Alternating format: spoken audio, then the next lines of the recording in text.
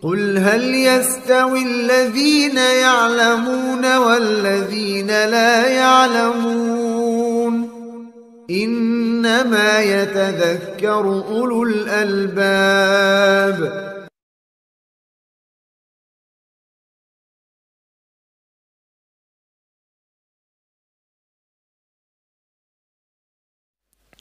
Allah Tabaraka wa Ta'ala mengutus Nabi Muhammad SAW dengan agama ini, dengan kerasulan, dan beliau adalah penutup para nabi dan para rasul. Beliau datang dengan syariat yang sempurna, syariat yang terus relevan dan berlaku di tengah manusia hingga hari kiamat. Iya, hingga hari kiamat. Maka Nabi SAW menegakkan dari agama ini, dan Rasulullah SAW pun dianugerahi oleh Allah menegakkan agama dengan segala bentuknya, sehingga tunduk kepada beliau SAW Jaziratul Arab, ya, dan beliau mengutus utusan-utusan, raja-raja dan penguasa, pemimpin-pemimpin. Iya. Cuman perlu kita tahu bagaimana Nabi memulai dakwanya. Bagaimana khalifah itu bisa tegak. Tidak lahir muncul begitu saja. Iya. Jelas ya? Ini orang harus paham bagaimana sejarah Nabi SAW. Nabi memulai dakwanya dengan apa? Mengajak manusia kepada tauhid, mengesahkan Allah Subhanahu wa Ta'ala, meninggalkan segala bentuk kesyirikan. Iya. Itu terlihat dengan awal wahyu yang turun kepada beliau sebagai seorang rasul. Ya ayyuhal muddaththir qum fa'anzir. Perintah untuk memberi peringatan, mengajak manusia kepada tauhid, memperingatkan mereka dari bahaya kesyirikan. Iya. Dan Nabi SAW apabila beliau mengutus utusannya ke sebuah negeri, maka awal perintah beliau kepada utusan untuk menyampaikan apa? Menyampaikan tauhid. Karena itu dalam hadits Ibnu Abbas riwayat Bukhari dan Muslim, Nabi ketika mengutus Mu'adz bin Jabal ke Yaman, apa kata Nabi? Innaka taqdimu ala qaumin min ahlil kitab. Engkau nanti akan mendatangi satu kaum dari ahlul kitab. Faliyakun awwala ma tad'uhum ilaihi syahadatu an la ilaha illallah. Dalam sebagian riwayat ila ayyuhhirullah ta'ala. Ya. Hendaknya awal yang kamu dakwai mereka adalah syahadat la ilaha illallah Muhammadar Rasulullah. Dalam sebagian riwayat supaya mereka mentauhidkan Allah. Itu awal. Iya. Karena itu tidak ada di dalam sejarah awal Nabi berdakwah, yang pertama kali beliau ajak manusia, ayo kita dirikan khilafah. Ya. Merebut kekuasaan dari Abu Jahal, Abu Lahab. Itu tidak ada di dalam sejarah. Dan Nabi ketika mengutus utusan-utusan, yang beliau utus dengannya adalah apa? Mendakwakan kepada tauhid. Iya. Mendakwakan kepada tauhid. Ketika Nabi memberi bendera kepada Ali bin Abi Thalib di perang Khaybar, apa perintah Nabi? Yang pertama, ajak mereka masuk ke dalam Islam. Itu yang pertama. Kemudian jelaskan apa kewajiban mereka di dalam Islam. Nah, itu awal perkara yang diperintah kepada Ali kalau turun di tanah Khaybar. Tidak ada yang dikatakan kepada Ali awal perkara kamu minta mereka tunduk di bawah khilafah, tunduk di bawah kenabian, masuk dalam wilayah kota Madinah. Iya. Dikembalikan kepada perkara pokok supaya mereka masuk Islam, bersyahadat la ilaha illallah Muhammadar Rasulullah. Karena itulah tujuan dari Islam ini, untuk menyelamatkan manusia dari api neraka. Baik. Dan ini inti dakwah para nabi dan para rasul. Semua nabi dan rasul itu dakwanya. Itu dakwanya. Dan manusia semuanya dicipta untuk beribadah kepada Allah Subhanahu wa ta'ala. Iya. Jelas ya? Karena itu kita lihat di buku-buku sejarah itu, sirah Nabi sallallahu alaihi wasallam. Nabi malah ditawari kepemimpinan oleh orang-orang Quraisy. Tapi Nabi menolaknya. Nabi sallallahu alaihi wasallam menolaknya. Andai kata itu inti perkara, pasti Nabi akan memulai dengan hal tersebut. Ya, akan mengambilnya. Jelas ya? Jadi kesimpulannya bahwa Rasulullah sallallahu alaihi wasallam ya, di dalam dakwanya beliau memulai seperti itu. Dalam beliau mengajak manusia, seperti itu keadaannya. Baik. Setelah beliau berada di Mekah selama 13 tahun, semuanya mengajak kepada tauhid. Dan waktu itu sebelum turun kewajiban dari faraid, yang turun itu berkewajiban sholat saja di Mekah. Yang lainnya diwajibkan di mana? Di Madinah, dari rukun-rukun Islam. Ya, dan kebanyakan hukum-hukum syariat diikutkan dan diwajibkan di kota Madinah. Setelah Nabi Shallallahu Alaihi Wasallam berhijrah ke Madinah, maka lahirlah kekuasaan kaum muslimin. Mulailah muncul kepemimpinan kaum muslimin.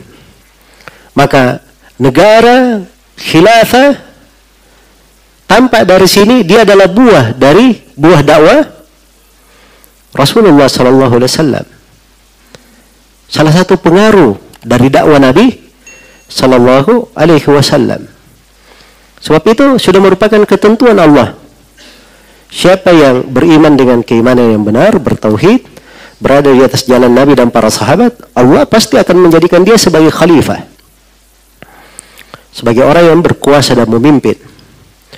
Ya, itu ayatnya surah An-Nur ayat 55. Wa'adallahu alladhina amanu minkum wa amilus salihat la yastakhlifannahum fil ardi kama istakhlafa alladhina min qablihim wa la yumakkinanna lahum dinahum alladhi irtada lahum wa la yubaddilannahum min ba'di khawfihim amna. Allah menjanjikan kepada orang-orang yang beriman di antara kalian dan orang-orang yang beramal salih, sungguh kami akan menjadikan mereka sebagai khalifah di atas muka bumi sebagaimana orang-orang sebelum mereka telah dijadikan khalifah di atas muka bumi.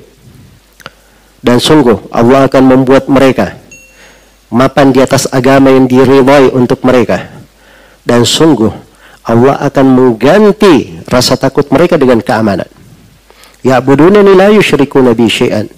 Mereka beribadah kepadaku dengan tidak berbuat kesyirikan denganku sama sekali.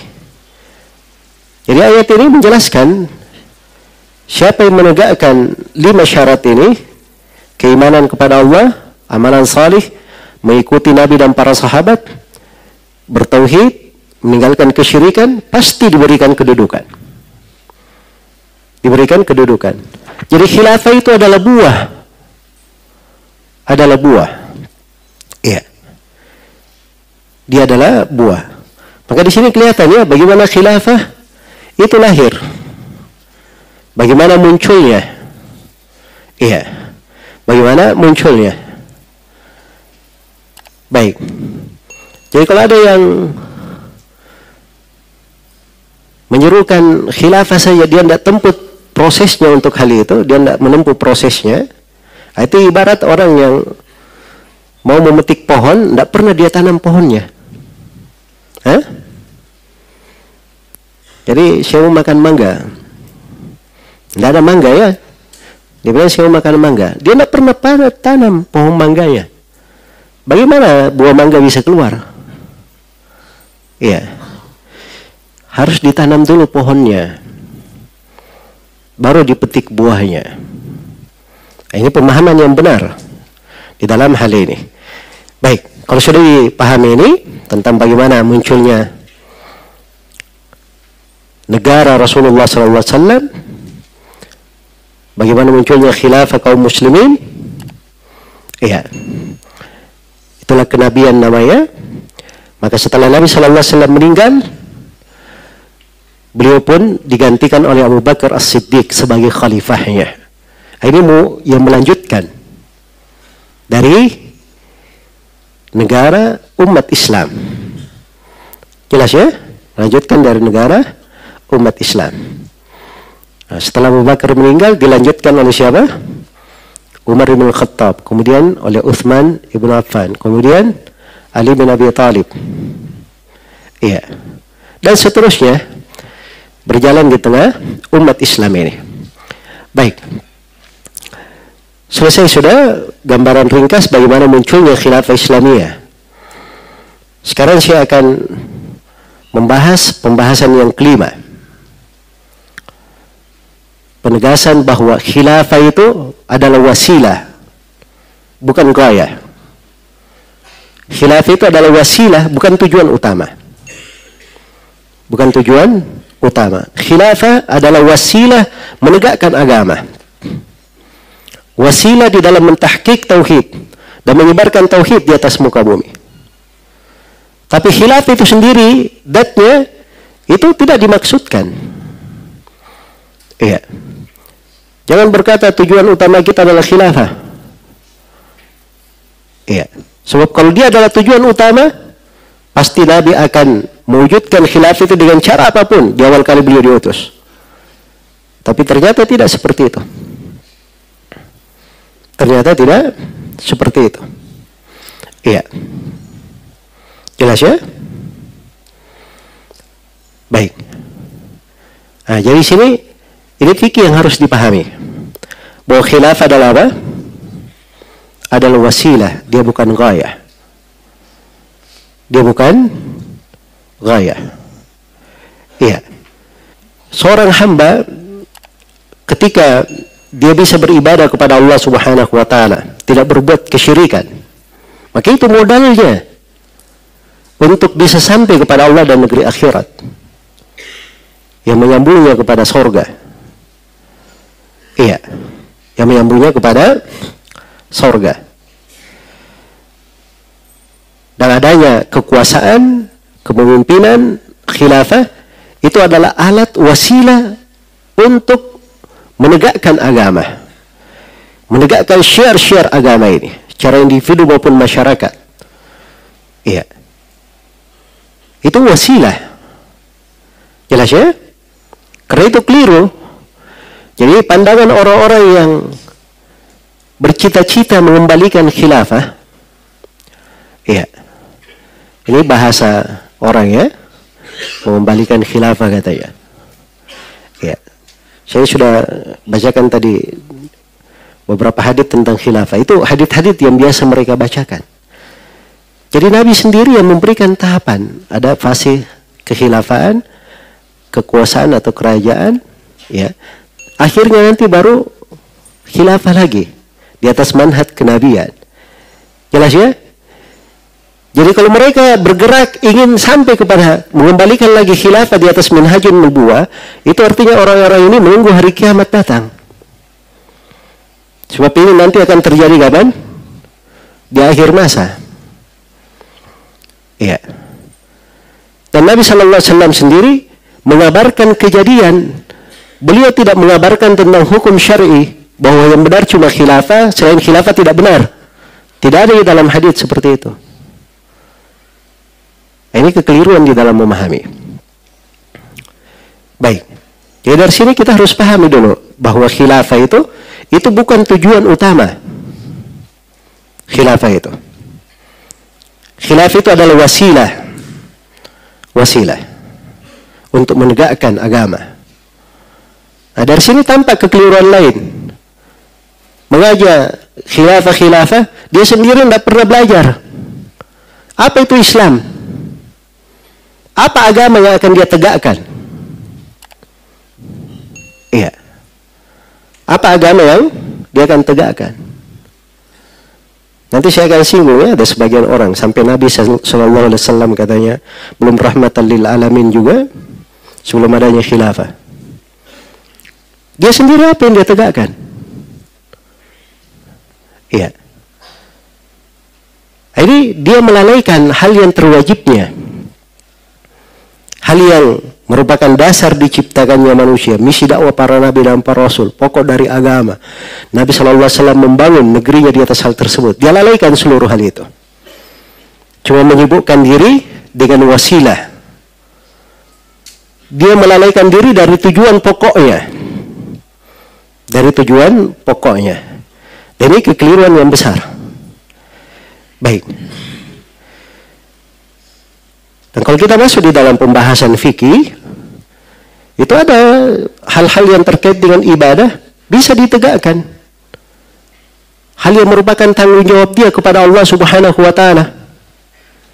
Iya. Bisa dia tegakkan sesuai dengan kemampuannya. Kalau tidak ada hal tersebut di depannya, Allah tidak bebani seseorang. Kecuali sesuai dengan apa? Kecuali sesuai dengan kemampuan. Ya, maka ini pembahasan penting untuk dipahami kaidah ini, bahwa khilafah itu adalah wasilah, walaysat ghayah.